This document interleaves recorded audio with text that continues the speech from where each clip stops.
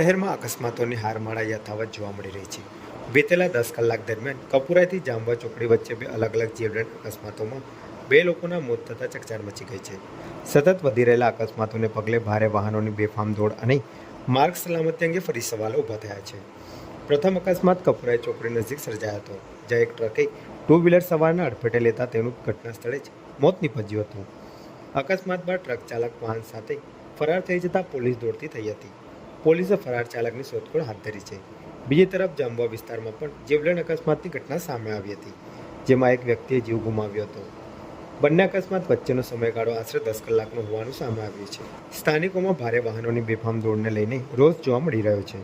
કપુરાઈ, તરસાલી અને જાંબુઆ તરફના માર્ગો પર સતત વધી રહેલા અકસ્માતોને કારણે આ વિસ્તાર હવે અકસ્માત ઝોન તરીકે ઓળખાવા લાગ્યો છે। પોલીસે બંને અકસ્માતોના ગુનો નોંધી વધુ તપાસ શરૂ કરી છે। સાથે જ ફરાર વાહન ચાલકોને ઝડપી પાડવા માટે સીસીટીવી ફૂટેજ અને અન્ય તકનીકી પુરાવાના આધારે તપાસ આગળ ધપાવવામાં આવી રહી છે।